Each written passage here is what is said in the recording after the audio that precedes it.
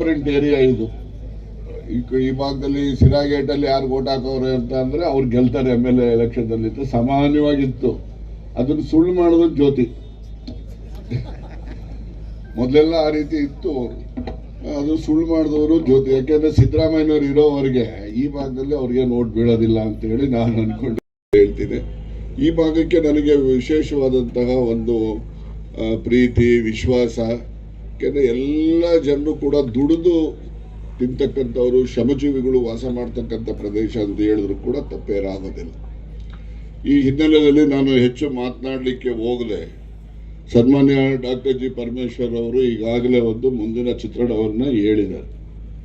ಅದಕ್ಕೆ ಪೂರಕವಾಗಿ ನನ್ನ ಒಂದು ವೈಯಕ್ತಿಕ, ಈ ಭಾಗ ನಾನು 67ನೇ ಇಸ್ವಿಯಿಂದಲೂ ಕೂಡ ನೋಡ್ತಾ ಬಂದಿದ್ದೀನಿ ಯಾವ ಥರ ಅಭಿವೃದ್ಧಿ ಆಗಿದೆ ಅಂತೇಳಿ. ಇನ್ನು ಒಂದು 25 ವರ್ಷದಲ್ಲಿ ಸಿರಾಗೇಟ್ ಇರ್ಬೋದು, ಯಲ್ಲಾಪುರ ಇರ್ಬೋದು, ಆ ಕಡೆ ಕೆಸ್ತೂರು ಇರ್ಬೋದು, ಚಿಕ್ಕತೊಟ್ಲ ಕೆರೆ ಇರ್ಬೋದು, ಅಥವಾ ತೋವಿನ ಕೆರೆ ಇರ್ಬೋದು, ಈ ರಸ್ತೆಯಲ್ಲಿ ಈ ಭಾಗದಲ್ಲಿ ನೀವು ಊರ್ಕೆರೆ ಇರ್ಬೋದು, ಕೋರ ಇರ್ಬೋದು, ಮತ್ತೆ ಅಲ್ಲಿನ ಈಗ DC ಅವ್ರು ಹೇಳ್ತಾ ಇದ್ರು ಪಿಗೊಲ್ಲಹಳ್ಳಿನಲ್ಲಿ ಒಂದು ಸ್ಟೇಡಿಯಂ ಬರುತ್ತೆ, ಅದಕ್ಕೆ ವ್ಯವಸ್ಥೆ ಮಾಡ್ತಾ ಇದ್ದೀವಿ ಅಂತ. ಹೀಗೆ ಆ ಭಾಗದಲ್ಲಿ ಬೆಳ್ಳಾವಿಯಿಂದ ಹಿಡಿದು ಈ ಭಾಗ ಪೂರ್ತಿ ಮುಂದಿನ ದಿನಮಾನಗಳಲ್ಲಿ ಹೆಚ್ಚು ಅಭಿವೃದ್ಧಿ ಅತಿ ಶೀಘ್ರದಲ್ಲೇ ಆಗ್ತದೆ ಅಂತಕ್ಕಂಥ ವಿಶ್ವಾಸ ಇದೆ. ಎಲ್ಲ ಈ ಕಡೆಗೆ ಬೆಳೆಯೋದು. ಒಂದು ಕಾಲದಲ್ಲಿ ತುಮಕೂರು ಅಂತ ಹೇಳಿದ್ರೆ ಚಿಕ್ಕಪೇಟೆ, ಹೊರಪೇಟೆ ಎರಡೇ ಇದ್ದವು. ಆಮೇಲಿಂದ KR ಎಕ್ಸ್ಟೆನ್ಷನ್, ಸೋಮೇಶ್ವರ ಎಕ್ಸ್ಟೆನ್ಷನ್, ಅದು ಗಡಿ ಚಿಕ್ಕಣ್ಣನ ಪಾಳ್ಯ ಅಂತ ಅದಕ್ಕೆ ಹೆಸರು ಇದ್ದಿದ್ದು. ಈಗ ಅವೆಲ್ಲ ಹೆಸರು ಹೊರಟೋಗ್ಬಿಟ್ಟು ತುಮಕೂರು ಹಾಕ್ಬಿಟ್ಟವೆ.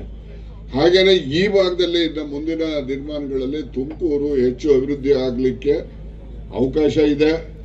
ಮತ್ತೆ ಇಲ್ಲಿನ ಪಕ್ಕದಲ್ಲಿ ಚೆನ್ನೈದುರ್ಗ ಮತ್ತೆ ಮಧುಗಿರಿ, ಸಿರಾ ಸೇರಿದ ಆ ಒಂದು ಜಂಕ್ಷನ್ ನಲ್ಲಿ ಒಂದು ಏರ್ಪೋರ್ಟ್ ಕೂಡ ಪ್ರಪೋಸಲ್ ಇದೆ ಅಂತಕ್ಕಂಥದ್ದನ್ನ ಗಮನದಲ್ಲಿ ಇಟ್ಕೋಬೇಕು. ಹೀಗಾಗಿ ತುಮಕೂರು ಮುಂದಿನ ದಶಕಗಳಲ್ಲಿ ಅತಿ ಹೆಚ್ಚು ಶೀಘ್ರವಾಗಿ ಬೆಳಿಲಿಕ್ಕೆ ಅವಕಾಶ ಇದೆ ಅಂತಕ್ಕಂಥದ್ದನ್ನ ನಾನು ಈ ಸಂದರ್ಭದಲ್ಲಿ ಹೇಳಲಿಕ್ಕೆ ಬಯಸಿ, ಮತ್ತೆ ಈ ಭಾಗದ ರೈತರು ಏನಿದ್ದೀರಿ, ಬೆಂಗಳೂರಿನಿಂದ ದಿವಸ ಬಹಳ ಜನ ಹುಡುಕೊಂಬತ್ತಾರೆ, ಯಾರು ಮಾರ್ಕೊಳಕ್ ಹೋಗ್ಬೇಡಿ ದಯಮಾಡಿ. ದುಡ್ಡಿದ್ರೆ ಹೆಚ್ಚೇನಾಗಲ್ಲ, ಭೂಮಿ ಬಿದ್ದಿದ್ರೆ ಅದು ತನಗೆ ತಾನಾಗೆ ಹೆಚ್ಚು ಬೆಳೆಯುತ್ತೆ. ಅದಕ್ಕೋಸ್ಕರ ಈ ಭಾಗದ ಜನರು, ನಾನು ಮಧುಗಿರಿನಲ್ಲೂ ಕೂಡ ಹೇಳಿದ್ದೆ, ಈಗೆಲ್ಲ ಅಲ್ಲೂ ಕೂಡ ಬುದ್ಧಿವಂತರಾಗಿದ್ದಾರೆ. ಇಲ್ಲಿನೂ ಕೂಡ ಬುದ್ಧಿವಂತರಾಗಿ ಭೂಮಿಯನ್ನ ನೀವು ಪರಬಾರೆ ಮಾಡ್ತಕ್ಕಂಥದ್ದಕ್ಕೆ ಪ್ರಯತ್ನ ಮಾಡಬಾರ್ದು ರೈತರು ಅಂತೇಳಿ ನಾನು ಈ ಸಂದರ್ಭದಲ್ಲಿ ಮನವಿಯನ್ನ ಮಾಡಿ, ಮತ್ತೊಮ್ಮೆ ಈ ಬ್ರಿಡ್ಜ್ ಬಗ್ಗೆ ಬಹಳ ವರ್ಷದ